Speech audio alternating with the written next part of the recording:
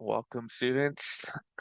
Today I am going to talk about sin, also known as harmatology.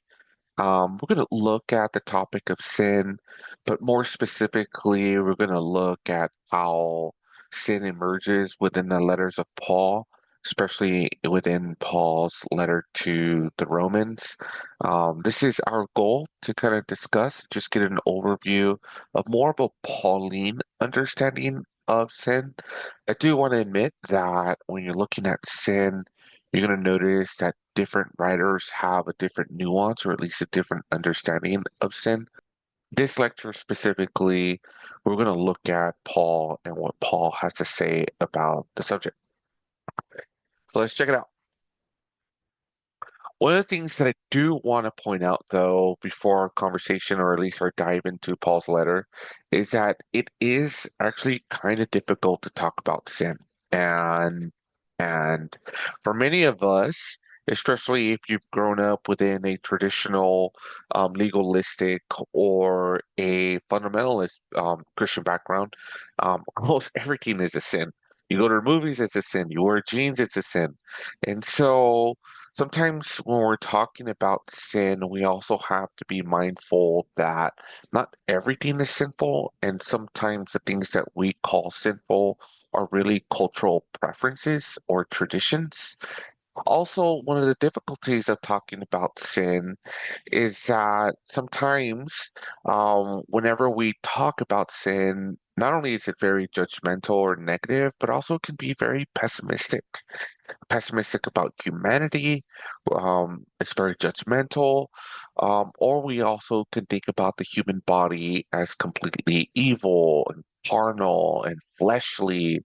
And so it does sometimes lead us to view each other and our life experiences in a very negative or harmful light.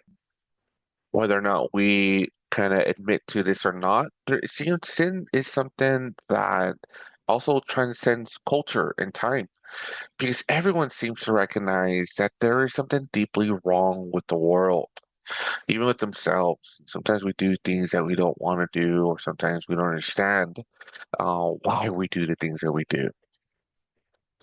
But also, when we're thinking about sin, sometimes one of the dangers, or at least difficulties in talking about sin, is that sometimes sin is very individualistic. Sometimes we make it very personal, where sin only affects me and God, or it's just something, a matter of the heart. And we don't recognize that sin is actually a much more broader. It doesn't just affect the individual's relationship with God, but also it affects the individual's relationship with the community.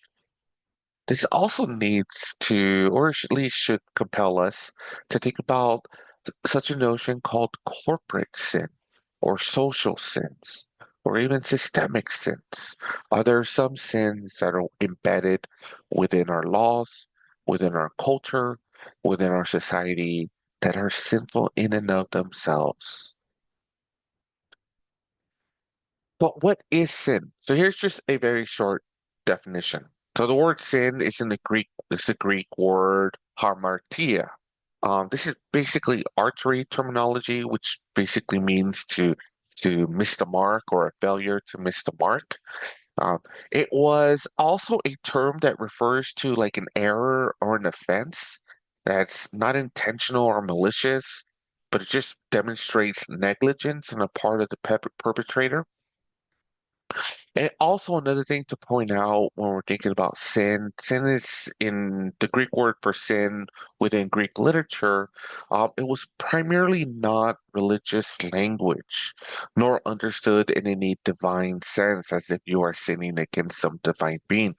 The word sin originally did not mean that or did not have those associations. It just basically meant the word Greek word harmatia just basically meant a mistake or an error, to miss the mark. That's what the term originally meant. But when we turn to Pauline literature, we start to see something a little bit different. For example, here we find in Paul's letter to the Romans in chapter 3, verses 9 through 18, Paul says the following: What then? Are we any better off? No, not at all, for we've already charged that all, both Jews and Greeks, are under the power of sin, as it is written, there is no one who is righteous, not even one. There is no one who has understanding. There is no one who seeks God. All have turned aside. Together they have become worthless. There is no one who shows kindness. There is not even one. Their throats are open graves. They use their tongues to deceive. The venom of vipers is under their lips. Their mouths are full of cursing and bitterness. Their feet are swift to shed blood.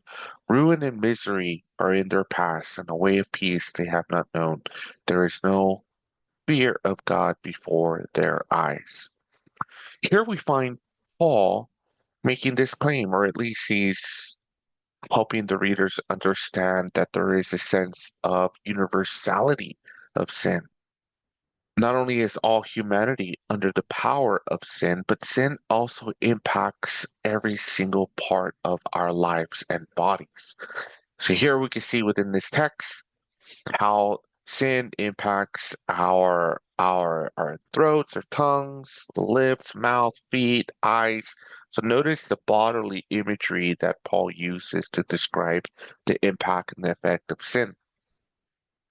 In other words, every single person, both Jews and Gentiles, are all under the power of sin, or at least under the dominion of sin. Likewise, and when we're looking at this text in Romans 3, another thing that should cause us pause is to think about sin and its universal impact. Because if sin is universal, not only just upon all human beings, but it's also going to be manifested in the things that we create, including our social and cultural systems. So sin is everywhere. Sin is has infected all of humanity. And because it has infected us, we are just going to spread that sin in every key place that we touch or things that we create or make because we are sinful human beings. But sin also is very deceptive. Sin has this interesting manner or ability to try to deceive us, or at least to make us think that it does not exist or things are not that bad. This is found in Paul's letter to the Galatians and also in Paul's letter in chapter 7 of Romans. It has a power to deceive people and lead them toward a good that is not really good, but in fact death. This is perhaps one of the very popular passages in Romans chapter 7, verses 11 through 13. This is Paul writing perhaps of himself or perhaps, echoing the voice of Adam or Eve.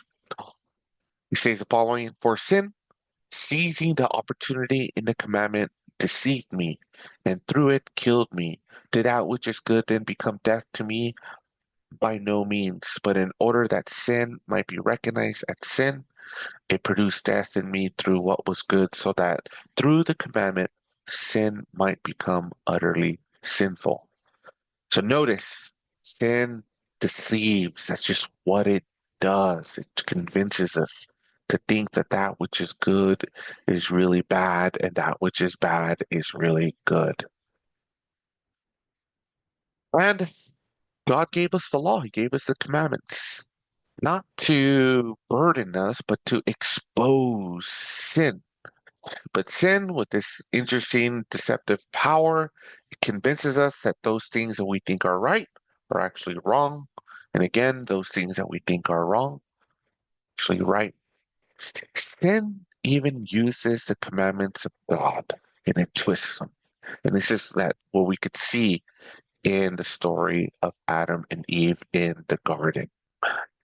But when we look at the writings of Paul, the term sin as a noun in the singular form appears almost over 45 times. So for Paul, when he is thinking about sin, he's primarily thinking about it in terms of a cosmic power. In other words, it's beyond the act of sinning, but it's sin itself as a power.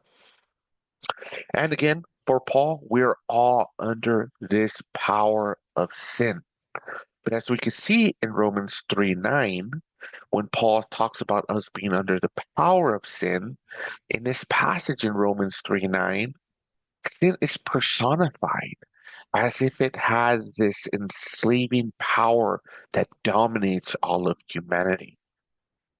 In other words, sin as a universal power enters into the world and it puts all of humanity in its bondage. And we can see Paul echoing this thought in Romans 5:12 when he says, "Therefore, just as through one man sin entered into the world, and death through sin, and so death spread to all men because all sin." Sin here, within this passage in Romans 5, is like an invading force that is just basically conquering another territory, something that belongs to God. And again, Paul emphasizes the point that sin is this power that holds humanity under control or in some sense in hostage.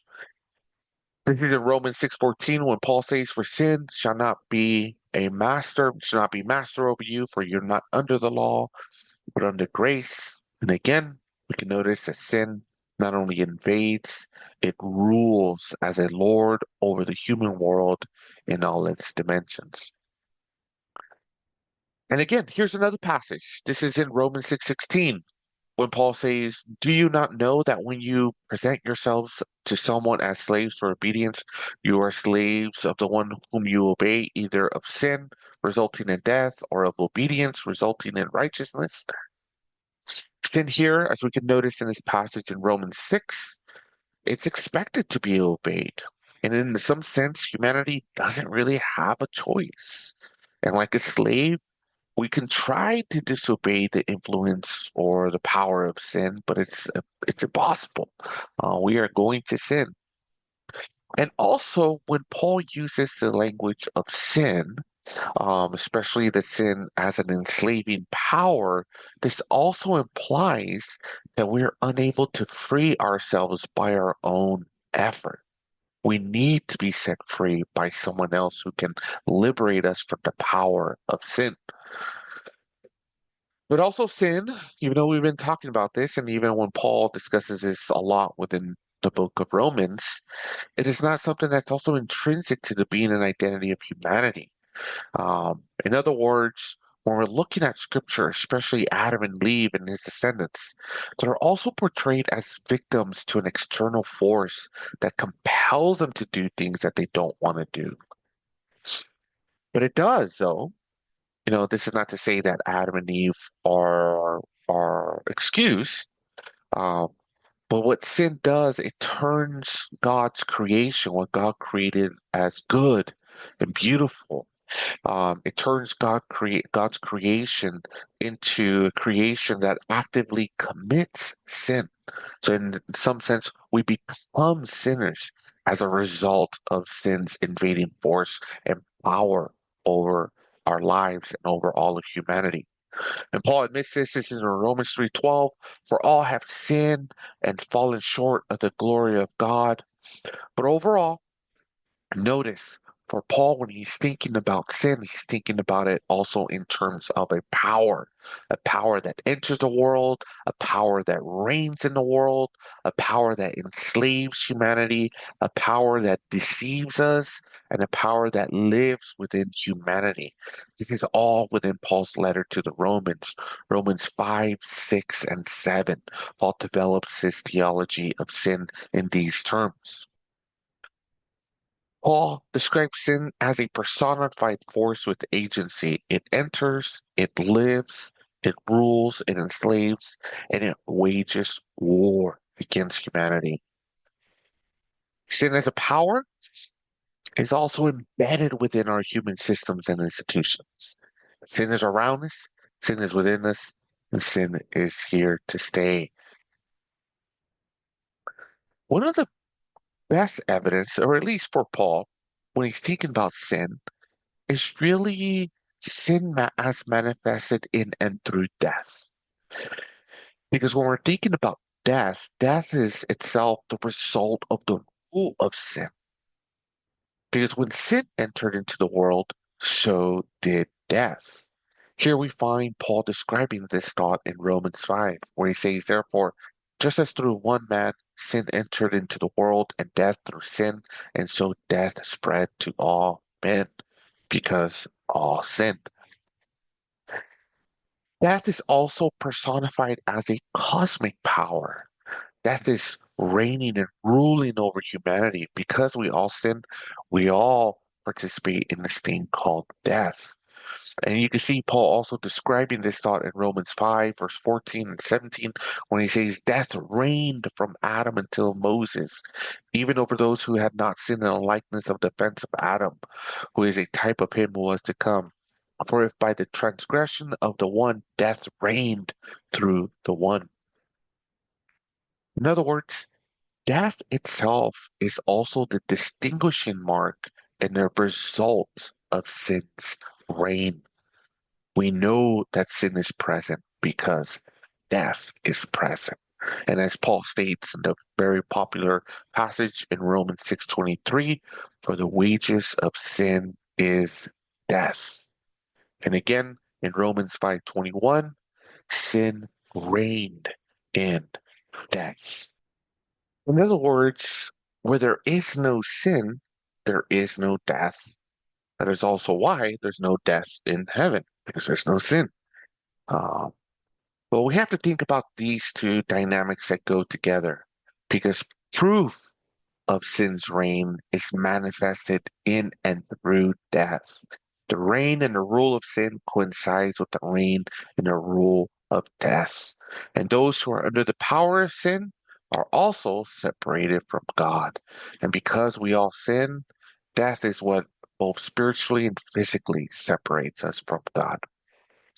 So, understanding this, the natural question would be, okay, well then what is the solution to our situation of sin's cosmic reign and power and enslavement of humanity? For Paul, the only solution is to be liberated from the powers of sin and death. This is also why Paul uses slavery language to describe the liberative power of Jesus in setting us free. This is in Romans 7:24. Wretched man that I am, who will set me free from the body of this death? Or in Romans 8:2, for the law of the Spirit of life in Christ Jesus has set you free from the law of sin and death. Notice, because sin has enslaved humanity, and we cannot save or deliver ourselves from this enslavement, the only way out of this dilemma is to be set free by Christ through the Spirit. That there is the liberative act of Jesus' death on the cross. So we're exhorted as people who have been liberated from the power of sin to no longer live under the power of sin and death, because we have been set free. Paul echoes this in Romans 6, where he says, but thanks be to God, though you used to be slaves to sin, you wholeheartedly obeyed the form of teaching to which you were entrusted. You have been set free from sin and have become a slaves to righteousness. Or in Romans 6:22, but now that you have been set free from sin and have become slaves to God, the benefit you reap leads to holiness, and the result is eternal life. Since sin brought death, the liberative power of God not only brings forgiveness of sins, but also brings life. And again, sin leads to death, but the liberative power of God from sin is leading us towards life. So, just to summarize very briefly, when he's talking about the result of sin's impact on human nature, we can notice it is universal. It corrupts our entire being. It leads us to a life of enslavement where we obey its passions. It only gives us death. And it also deceives and disorients our understanding of the good. This is the impact that sin has upon humanity and our lives. Paul discusses this specifically in Romans chapters 5 through 7. However, the response to sin is the following. Paul also explains that as a result of sin, God did respond in salvation history. God gave us the law to expose sin, not to make us feel bad about ourselves, but to expose the presence of sin. Because again, sin prefers to be hidden. Sin prefers to deceive us. Sin prefers to convince us that what is bad is actually good. So the law is aiming to expose this, the deceptive power of sin. God also delivered us from the bondage of sin. So this is what God has done for us. And so when Jesus died on the cross, he died for us as a sin offering.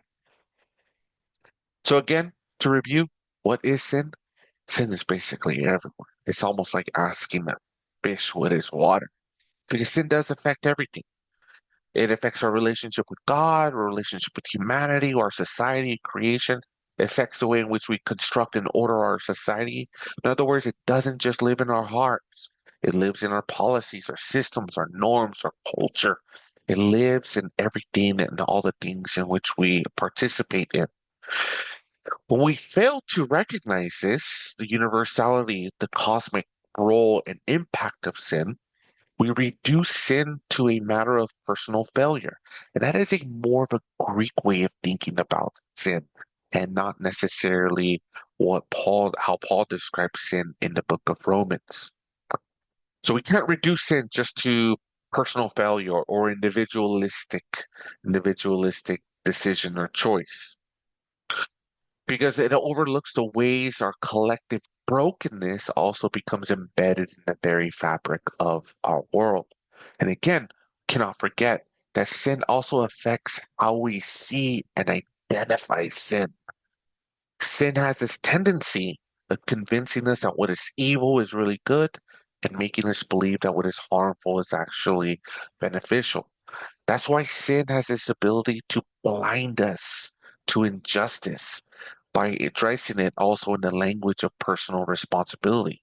When these same systems that are sinful are systems in which we participate in and in many ways we benefit from. It also convinces us that social sins or systemic sins don't exist. And in this way, sin protects itself by hiding in plain sight. Yet we also have to remember that we have been set free from sin. And this is perhaps one of the most important things when we're thinking about sin. But it's also one of those things that's very challenging to discuss from a pastoral perspective. Because what does it mean to be set free from sin? If anything, we can at least recognize, at least through experience, confirm that to be set free from sin does not mean that we become morally perfect overnight. It just means that sin is no longer our master. Our identity, our allegiance, and our future has changed. Likewise, when Paul talks about being set free from sin, he does not mean that Christians become incapable of sinning. We still struggle and we're still tempted with sin. However, we are not ruled by sin. Freedom from sin means that sin is no longer our master, not that temptation disappears. And in fact, what Paul talks about when he talks about being set free from sin, it's about a change in lordship. We are no longer defined by our enslavement to sin, but by the lordship of Christ. So for Paul, the question is not, have my sins been forgiven? But Paul really wants us to think about is, who is my master? Under whose reign do I live?